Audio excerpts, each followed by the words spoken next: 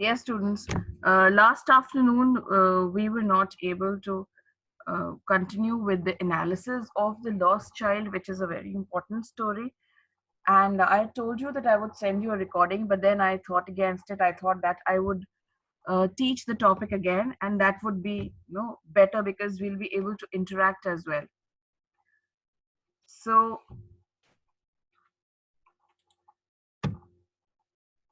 I wanted to give a very good introduction of Mulkraj Anand, as I told you yesterday, because Mulkraj Anand is a very prominent English writer, okay, and Indian writing in English, and his works are famous all over the world. And we, being Indians, should be aware of, should be introduced to such good writers. He's also a winner of the Sahitya Academy Award, so that tells a lot about his quality as a writer. So he was born in Peshawar, which is in Pakistan now, and he spent his early life in military camps. And he was educated first at the Punjab University. Then he studied in London and Cambridge University. He studied philosophy, and that is the reason you can find this undercurrent of philosophy in most of all his works. He understands the psyche of the his characters very well, and that is why they appear so simple from the surface, but all the complexities are also expressed but in a very simple way. So he was also a lecturer in philosophy and literature in the London County Council when he was in London. And he was also on the staff of the BBC and a film script writer under the British Ministry of Information. So you can imagine um, the quality this person, Mr. Mulkraj Anand, must have had, and the command he must have had on the English language to be able to work in the BBC in those days. He returned to India in 1929. He edited several magazines. Later, he became the editor of Marg, a famous art journal. He breathed his last on September 28, 2004. And I remember we had shifted to Mao um, by then, and I remember reading in one of the newspapers about his demise. Now, these are the very famous works of Mulkraj Anand. See, Untouchable was published in 1935, and Untouchable is undoubtedly one of his most popular works. If you ask anyone studying literature, name one work by Mulkraj Anand, they would say The Untouchable. So, Untouchable is the story of a single day in the life of a toilet cleaner and who accidentally bumps into a member of higher caste. Then, other important works are The Village, Across the Black Waters, The Sword and the Sickle. These were written in England. Coolie was written in 1945. The Private Life of an Indian Prince. This is autobiographical in nature. That's it. It collects. It has a lot of recollections, from his own life. And Morning Face won him the Sahitya Academy Award. Morning Face is a part of a bigger collection, and Morning Face won him this Sahitya Academy Award.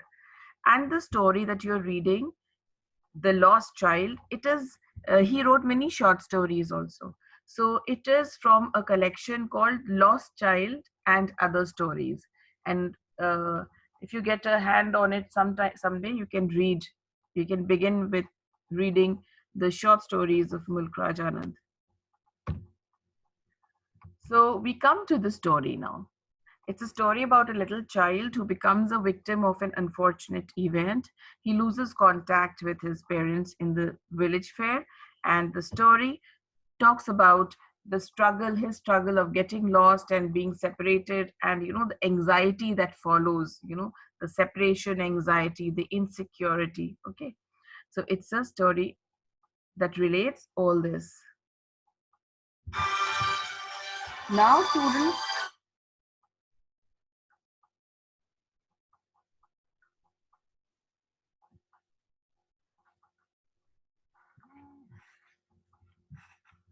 Now, students, the main themes in the story are that of desire, connection, kindness, and this is like very important.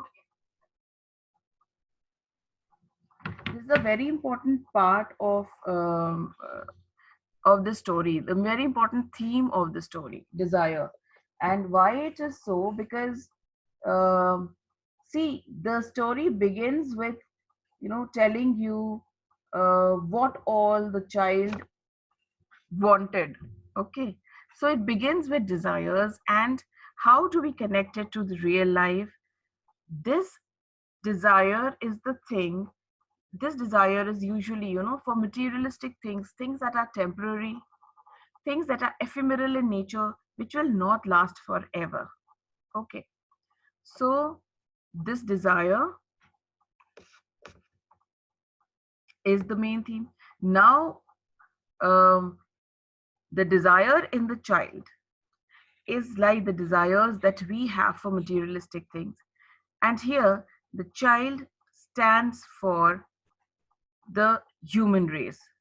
Okay, the human race in general who have these desires or who have unfulfilled wants or dreams, right?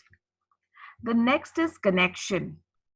Okay, now there are two kinds of connections which are shown in the story. One is the connection of the child with the parents. Okay, that is a filial connection. Okay, the connection that is um, that binds the family together.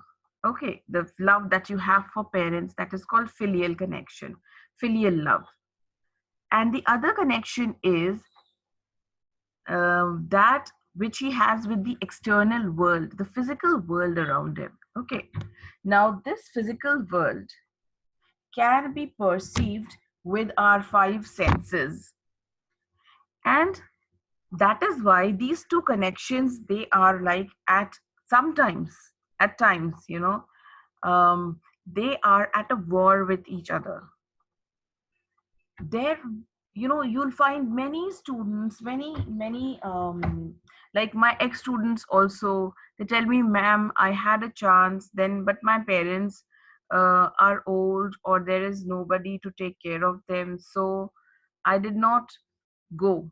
Okay, maybe to the US or to a big city or whatever. Okay, so this is, a connection which is always at war. Okay, they're always at conflict. Okay, these two connections, the connection that you have with the family and the connection that you have with the external world. Now both these connections, they cannot be done away with. And if you do away with one of them, then you find yourselves at a loss. Okay, if you do away with the connection with the family, then you may get everything that is there, which is externally possible for you to get. But then at one point of time, the inner satisfaction and the contentment may not be there. And that may make you feel very shallow or very, very hollow from within. Okay. Now, there is the connection with the external world. Now, this connection, if you sever your connection, if you cut all connections with the external world, then you will feel suffocated and you will feel frustrated, because you will think that there was something that you could achieve, but you just did not go out and do it. So now the you have to strike a balance between these two things. And the protagonist in the story, the main character in the story, being a child in a village fair, is not able to do that. Okay. Now, another theme of the story is kindness. Okay. Now, there are two people in the story which exhibit kindness. One kind of kindness comes from the mother, from whom the kindness is usually taken for granted, because you expect um, a mother to be kind. So many a times when I ask this question, when that, where is the kindness shown in the story? The students quickly tell me the strange man, the kind man. Okay. But they forget the kindness, the tenderness that was shown by the mother, because they think the mother is supposed to show kindness. All right. So this is one more aspect that I want to underline here, is that the kindness that we show to our younger brothers and sisters, to our parents, and to the other elders in the family, that kindness also needs an effort. It isn't, it isn't, it doesn't come naturally. Anger may come very naturally, but for kindness you have to make an effort. Okay. So this is why this is, one of the main themes, the kindness shown to the child. It tells us that, whether we deserve it or not, the kindness may be shown to us. Okay. And it's up to the choice, the people around us, to show whether they want to show us the kindness or not. So kindness is also a main theme here. Okay. And because of that man's kindness, the child will once again be united with the family. Then comes materialism. Okay. See, there is a difference why we have put these two in separate heads, desire and materialism. Desire means something that we want. Materialism is the kind of thinking that propagates that happiness can be achieved by only when you have achieved all these things. That is materialism. When people start finding their happiness in material things, things that can be bought with money, that is materialism, and it is different from desire. All of us may have desires, but some of us give into our desires and start seeking happiness from only fulfilling those desires, which can be fulfilled only by money, and then it leads to materialism. So, having the desire is not wrong, but uh, being able to gauge what is important, what are the desires which have to be given into, and the desires which have to be discarded from the life. So, this is what is the difference between materialism and desire. Okay. Now, when we say somebody is very materialistic, that means they have given into the desires without, contemplating on uh, where they are going. That is desire. Then uh, another thing is, um, acceptance. Now, acceptance is when the child accepts the fact that these are the things will not be given to him, but then there is one desire which he cannot control, so he wants it. Okay. So you see how the child has weighed his desires, and he has accepted that, okay, the balloon, the snake charmer's music, the flowers, and the sweets, these are the desires that he has to suppress. So that is acceptance. Okay.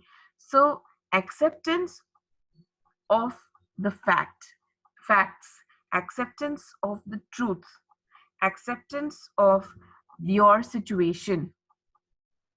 That is why, acceptance has been given a prominent place.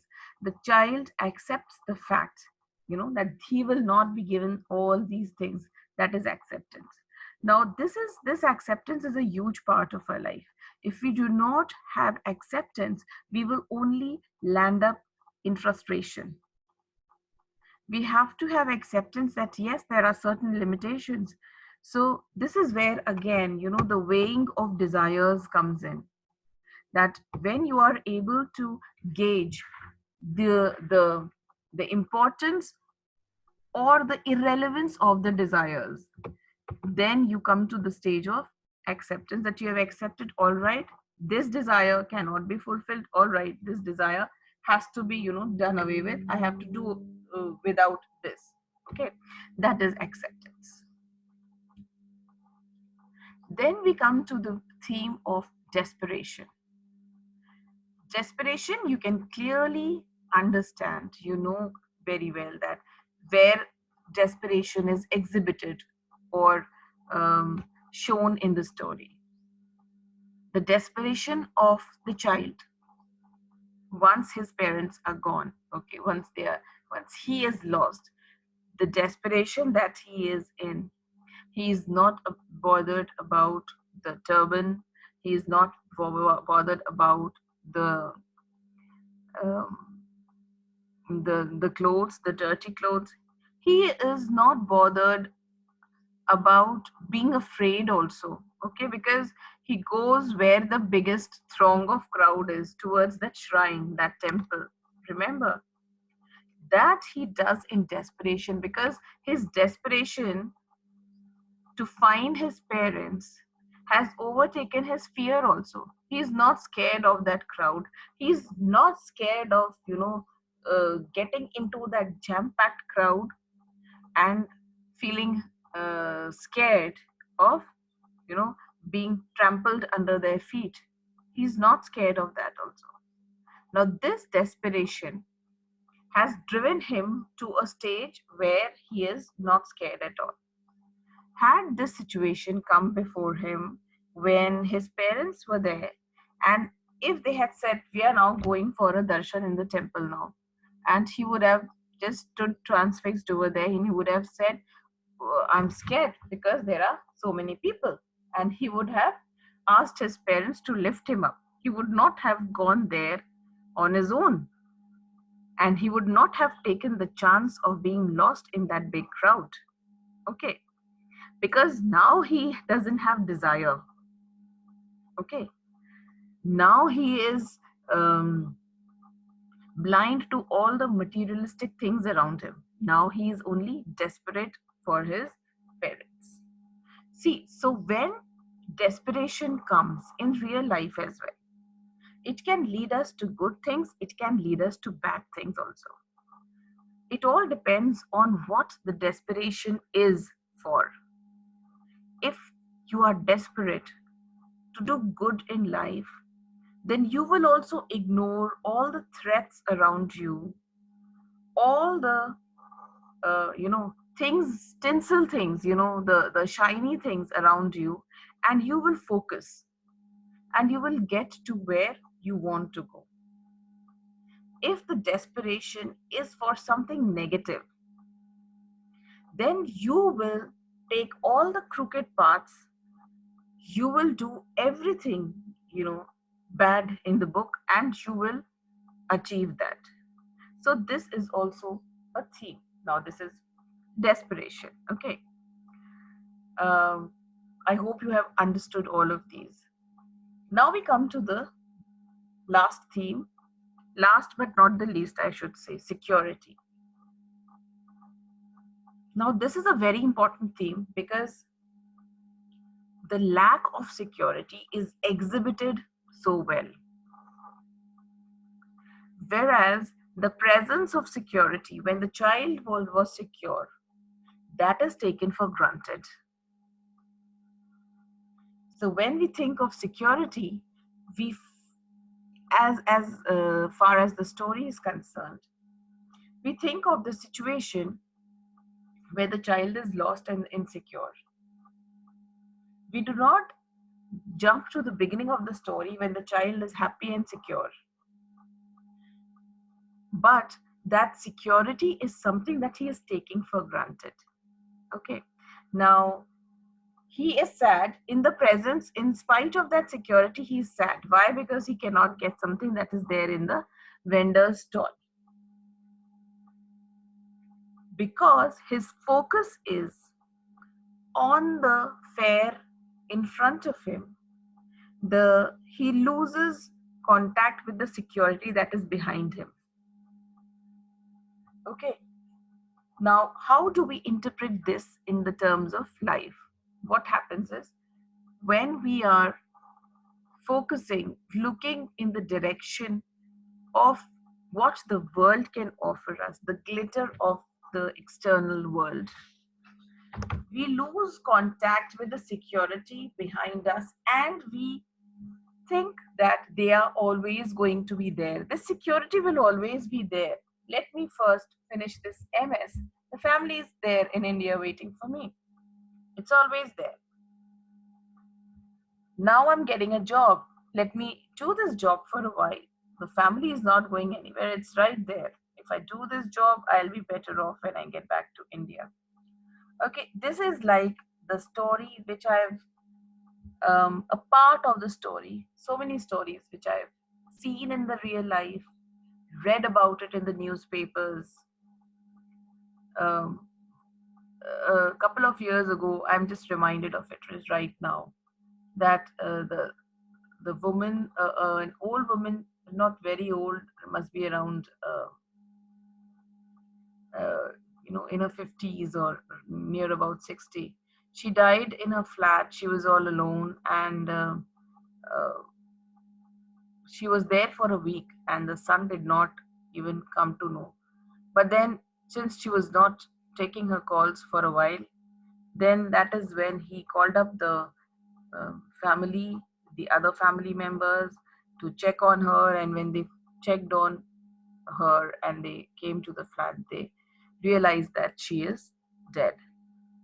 So I'm reminded of this in the context of this story always. The child was in the pursuit of the things that could give him happiness, and he was taking for granted that the parents are will follow him wherever he is going, and the parents are always there. Okay, but the moment he takes his eyes off that world and turns to see, the parents are not there. So this is a very important part of the story, and it always moves me because we get so engrossed in our lives, we get so engrossed in our studies and then the career and then our family, and we think that the parents are always going to be there. But then someday you just turn and see and you find that the security is no more there, the parents are not there. And like this, then we may be running helter skelter and we may be like all hassled, but then that is the situation when we cannot get the parents back. That security is gone from us forever. So we must cherish this. We may go out, I mean, the moral of the story is not that we do not pursue our dreams, that we do not get the things that we want to get, or we do not make a career. No, the moral of the story is that we keep in touch with the external world, but we do not you know um, sever our ties with the security that is there behind us, because that is a real strength. Now, why was this child able to go? Was, I mean, he was repelled as well as fascinated. Okay, we read once at one point of time in the story, when he reaches the fair, he is repelled by the crowds and he's fascinated also.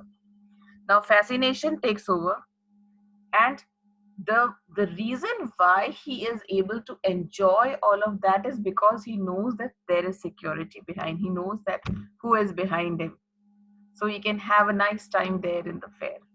So as long as our security is there behind us, and for most of us that security is the ultimate security, is the family.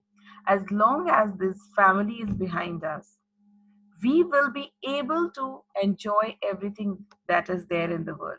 But we have to keep ourselves from getting engrossed in it to such a great extent that we lose our hold on the security, that we do not even know when the security has been taken from there. So these were the main themes of the story, and these questions, why, studying the main themes is important. I'll tell you why. Because you may, the direct questions, the shorter questions, you will get factual ones only. That will not be very difficult to attempt. But the longer answers, children, that what does it stand for, and explain this metaphorically in the context of life, then that is the time you will have to explain with the help of these themes, whatever I have explained you right now. Another thing is that when you are doing the reference to context, even that time there are some philosophical lines there, and those extracts may be given to you, and then one of the questions would be to comment on it in the context of uh, real life. Okay, then that would be easy for you if you remember these themes and if you remember the explanation. Okay, now the important metaphors of this story. Okay, the symbols. Okay, so the village fair is the symbol for materialism. A lot of fun and frolic is there. There's nothing but enjoyment. All right, and everything you can enjoy as long as you have money. So this is materialism. Materialism that offers you happiness in return for money, but that happiness is short lived. To make yourselves happy again, you have to again spend money, buy something new, and then you have to be happy. This is materialism. So, this is what the village fair is symbolizing, or it is a metaphor for materialism. The child is a metaphor for dreams and desires. Okay, or the people with dreams and desires. The parents are a metaphor for security and practicality. Okay, now security we have just talked about. Practicality, you will see, you have to be practical. You have to be able to see what is really important, what is not. So who tells you that? Who gives you those lessons? Your parents tell you. Your parents will tell you, don't buy this because you're going to grow taller, within a few months, and then this is going to get useless. Practical advice. Okay, don't watch TV, you'll have to wear specs. Don't eat this. All these, the things that you do not like. See, the story also, the parents were giving, the parents were used to giving him practical advice, and the child knew snake charmer, coarse music, flowers, cheap flowers, balloons, too, silly for your age. You're a big boy now. So, why does the child remember these and walk away from there? Because the parent's practicality has taught him that. When the parents do not teach this practicality, the children find it difficult to be able to gauge their own desires, to be able to, you know, um, become practical themselves. Okay. So this child, to an extent, was practical because of the practicality of the parents, and the parents are a metaphor for security and practicality. Now, the strange man, the kind man who helps, is a metaphor for humanity. That, when you go out into the big bad world, as the idiomatic phrase goes, you will still find some people who are kind to you, who make life easy for you,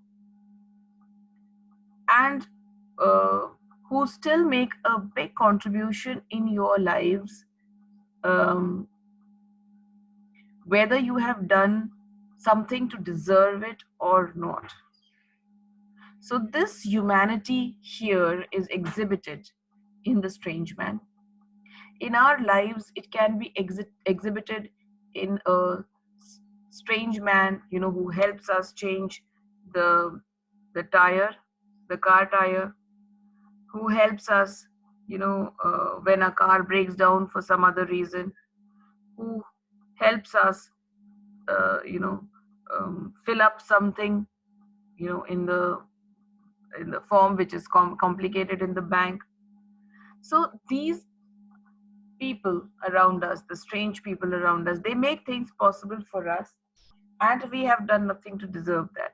Okay, so that is humanity. When kindness comes to you without you being able to give something in return, or being able to, you know, um, deserve it also in any way, that is humanity. All right. These days, we see humanity exhibited in the form of doctors and the police and the administrative uh, people around us. So, what is the message? The message of the story is that we don't really understand the true value of parents and take them as granted. We are casual, okay? Right now, also, we must be venting out our frustration and anger, maybe towards the mother or father or whoever who will take it. No. The significance of parents is only revealed once they are out of sight and we realize that the world is upside down. That is what the little child realized once he got lost in a fair. So I think that I have spoken enough on this topic, and you will be able to understand now what this means. That here, this is just a story, this is a, a fair and a child, and so once the parents are out of sight, he is able to reach them again, or let's hope he was able to reach them again. In real life, when the parents are out of sight, in the sense that they're not there in this mortal world anymore, then we can do nothing about the world which is turned upside down, because then we will have to move ahead without them. So that is why we have to understand the true value of parents. As long as they are there with us, we have to get as much as security and practicality, advice, and wisdom from them as long as we can, because parents are not wrong. They always teach us the right thing because they have our best interest at heart. Okay, so one last question before we end, and I want you to raise your hands. Um, what is your personal takeaway from the story? What is your takeaway from the story?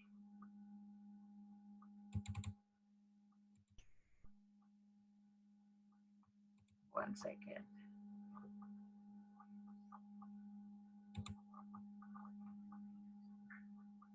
Yes, Ishan.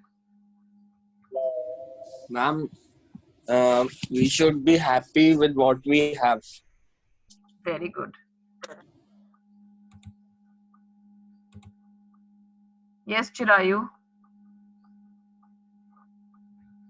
Ma'am, in real life, we don't value our parents. We should value our parents, and the parents are our real heroes. So we should value it. Superb. Yes, Zainab.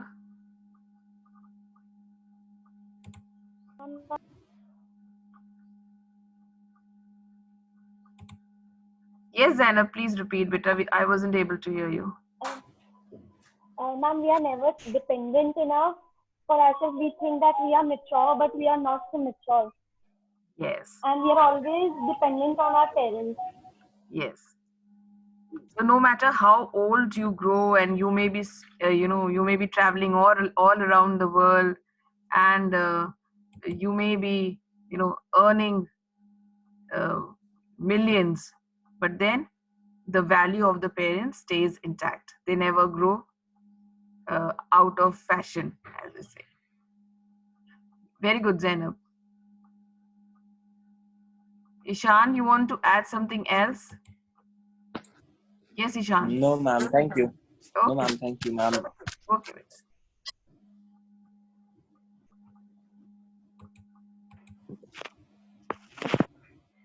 Ma'am, we don't see the real things which we have. We only see the things which we don't have. Very good. That is a very good point, Tanmay. We fail to see what we already have. Okay. And our eyes is always towards the things in the direction of things that we want to have. So that kind of blinds us to what is already there behind us. And actually that is of most important, like that is of more importance. Very good, Tanmay. Such a super point brought out by you. That is why I always ask my students to give their own take on such philosophical things, because children come up with such great answers. Anyone else who has to say something?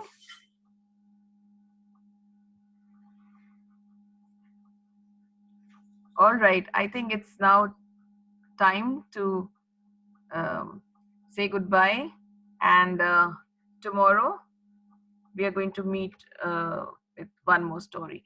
And yesterday I had given you, I sent a worksheet, okay, based on this chapter.